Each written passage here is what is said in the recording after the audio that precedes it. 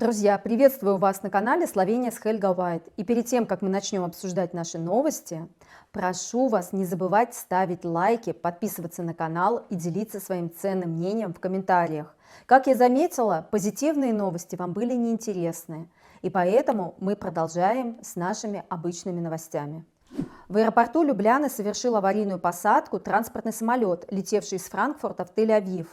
И как написано в новостях, ему пришлось кружить над Любляной, сжигая топливо. Слава богу, что он не упал на Любляну. Как мы видим на карте, самолет совершил всего лишь 6 аварийных кругов.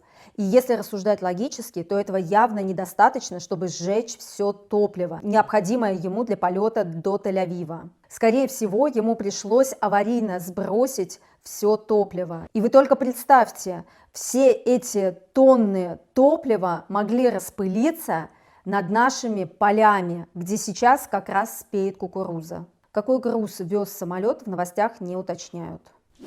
В маленьком городке Словенская Быстрица выстроилась километровая очередь. И зачем же стояли все эти люди? Как вы знаете, в Словении катастрофически не хватает врачей. И вот в поликлинике в городке Словенская Быстрица пришел на работу новый терапевт. И он начал принимать новых пациентов. Люди выстроились в огромную очередь, чтобы закрепиться к этому терапевту. Но терапевт, к сожалению, не может взять всех желающих. Количество пациентов должно быть ограничено, и буквально за пару часов к нему прикрепилось почти 1500 человек. А остальные люди, к сожалению, разошлись по домам. Читая такие новости, я понимаю, как же мне повезло иметь своего врача. Но, к сожалению, нет гарантии, что, например, врач уволится, уйдет на пенсию, заболеет, и тогда все его пациенты останутся снова без врача, и также придется искать нового. Остается надеяться и молиться за здоровье своего врача. Пятилетняя словенская девочка Каролина болеет смертельной редкой генетической болезнью быстрого старения. К сожалению, лекарство, которое сможет остановить эту болезнь, еще находится в разработке. Необходимо собрать 2 миллиона евро на разработку данного лекарства. И уже большая часть собрана. Если вы также хотите помочь в сборе средств на разработку данного лекарства, ссылка будет в описании.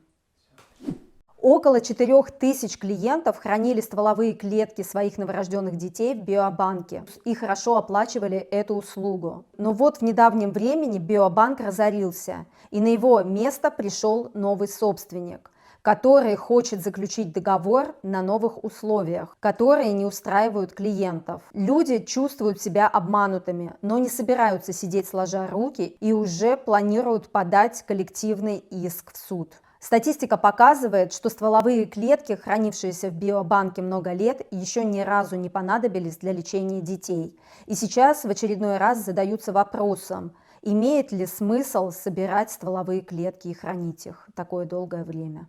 В Любляне, в районе Раково-Елша, установили камеру контроля скорости. Но камера простояла недолго. Кто-то ее просто залил раствором бетона. В центре Любляны произошло ночное вероломное ограбление. Был ограблен легендарный магазин Макси Маркет. Как показали камеры наблюдения, двое грабителей обнесли отдел элитной косметики. Убегая с награбленным, часть косметики падала на землю. Полиция пыталась их найти по этим следам, но, к сожалению, след потерялся. Возможно, они уехали на автомобиле. Друзья, и в конце традиционно новости погоды от Алисы. Алиса, какая погода будет в Любляне в понедельник? Завтра в Любляне от плюс 10 до плюс 15. Небольшой дождь. Спасибо, Алиса. Обожаю это слово. Повторите его еще раз, пожалуйста. Спасибо, Алиса. Друзья, на этом новости подошли к концу. Не забывайте, пожалуйста, подписываться на канал, ставить лайки и делиться своим ценным мнением в комментариях. Пока-пока. До новых встреч.